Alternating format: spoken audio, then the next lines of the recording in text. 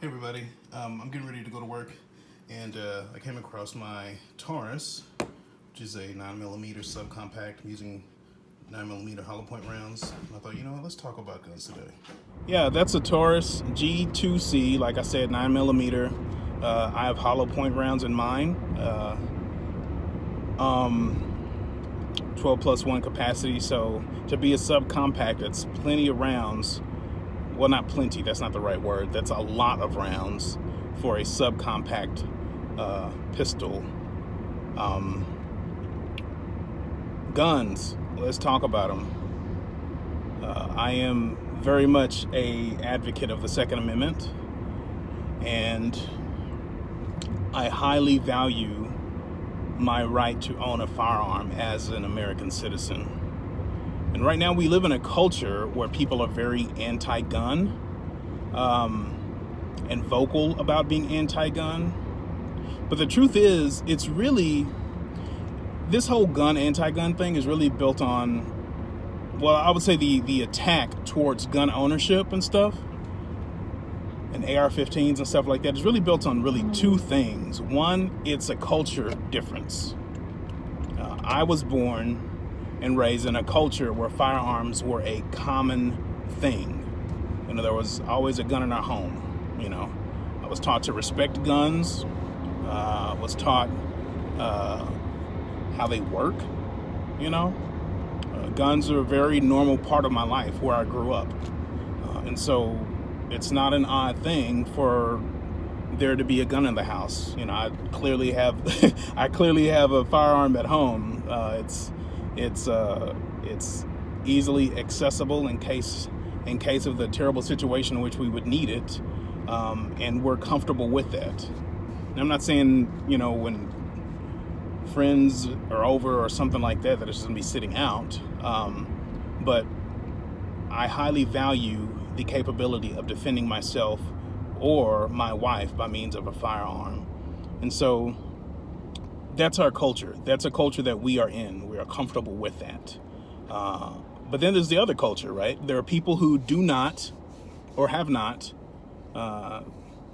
been raised around firearms. They were not in close vicinity of firearms. They were not in any way taught how they work or how to, to respect them and stuff like that. And so a lot of people associate guns with criminality. They associate guns with crime. A lot of people will see that handgun in my video and will associate that with criminal behavior in some form or fashion. Or like the police or something, you know, like when people see handguns, they're like, only the police should have those, and that's not true. And so that's one thing. It's a culture difference, right? And the second thing is really a failure to understand why the Second Amendment exists. It's very, very important, man. It's super important. Our country would not exist without rifles. That's just basically the gist of the issue here. Our country would not exist if the soon-to-be Americans did not have rifles as a means to defend themselves from King George III. Period. Came to this country, wanted to start their own thing, be independent away from Britain, and King George was not having that. He did not want them to do that, which is which is arguably an abuse of power, right? You go into another place, you should no longer be under the sovereignty of that figure, of that leader. And so they understood that in order to defend themselves, they needed to have combat capability.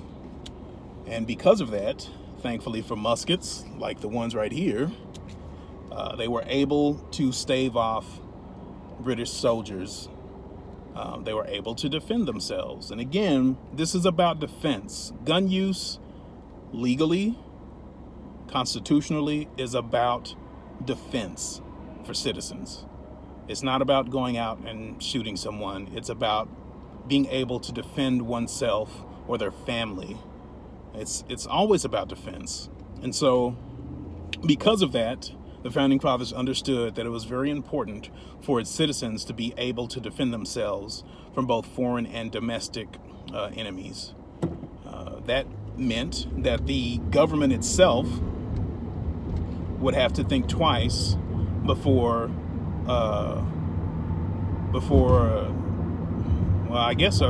treading on its citizens. And any foreign enemy would have to think twice about that too, because with America, it's not just the military that have to deal with, it's the citizens. It's people like me that they would have to deal with in the event of a war, not just the military. And so the country would not exist if there were no rifles for them to use. And that capability to defend is passed off to every American citizen. You're made in the image, it's built on the idea that you're made in the image of God, and therefore you have certain inalienable rights that cannot be taken away from you. You're not an animal. You are a human being, a significantly different thing. And so you have rights. You should be able to defend yourself.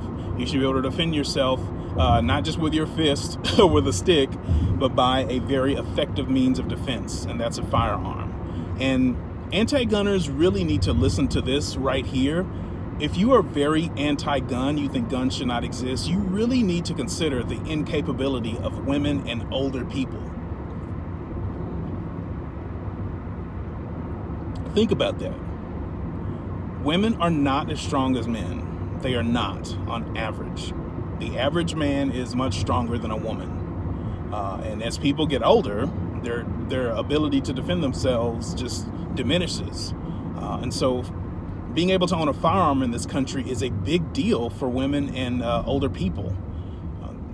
You don't see this on the news at all because it goes against the agenda, But there are a lot of women who have been able to defend themselves and their children by means of a firearm. Period. It happens a lot. In fact, if you look at the CDC, Center for Disease Control, it's actually estimated that defensive gun use is like, if I recall, it's significantly more of it happens significantly more than actual offensive gun use, like merely brandishing a firearm when someone is breaking into your home staves off a lot of threats. For example, these terrible people who want to come in your home and do terrible things to you and your family, they often relent when they see a firearm in the hands of that person in the home. And that happens a lot. It's not just the mass shootings that make the news. It actually happens a whole lot more than people understand. And the Center for Disease Control has some really good stats on that. I don't want to give a specific number because I don't know. But it's significantly higher than actual reported, gun homicide. And so there's that alone, which is really weird when you think of feminism, with this whole idea that women can do anything, they're strong, they're just as strong as men, they can, they're just as capable, all that stuff. You would think that a lot of feminists would be avid supporters of the Second Amendment, because it is one of the most empowering things a woman can take advantage of, but they're not. They're actually quite the opposite, which is very strange. Like, it's super strange, man. Very strange. So anyway, it's those two things. I said, one, it's a culture thing. Number two, the reality that people can do good things and terrible things, and so people in power can do terrible things. Therefore, the Founding Fathers recognized this, the things they dealt with personally, as well as human history in and of itself. They understood that citizens should be able to defend themselves, period. And because of that, I feel a lot safer at home. Soon I'm going to feel a lot safer everywhere I go, because I'm going to do my concealed carry training in concealed carry. But as far as home, like I feel much safer knowing that when I'm gone or my wife is at home, she knows how to defend herself.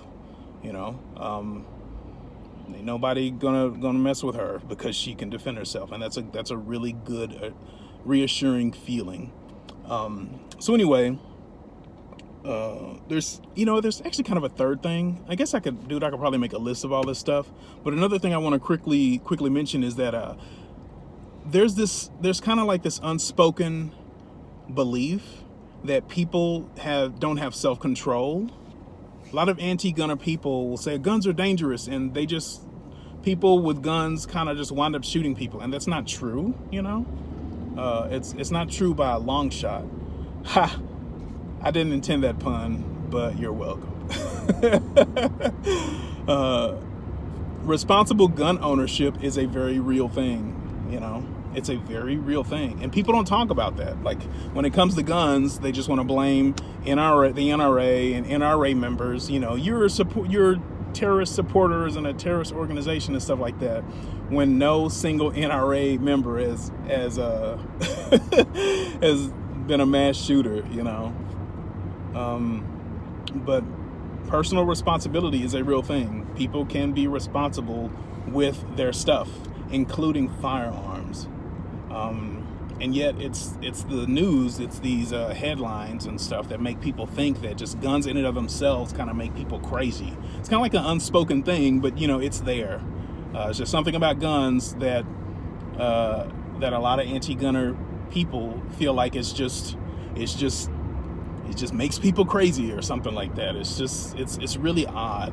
And so there's that too. A lot of people really have this odd trust with the government, and have no real interest in self-independence.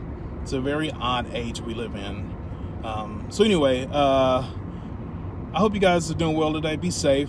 I need to make a lot more videos, but the truth is, it's really difficult. I kind of have this thing where I feel like stuff that I put out might not be worth putting out, if that makes sense. I don't know. Let me know what y'all think about this in the comments. Please do. Because I need to make more stuff, but I kind of feel like, I don't know, I have this weird thing where I just kind of feel like this is almost, I don't know. I just can't put my finger on it. But anyway, if you guys like the video, please give it a thumbs up. If you have not subscribed, come on, subscribe. You enjoyed this conversation. Anyway, you guys be safe, and I'll see y'all later.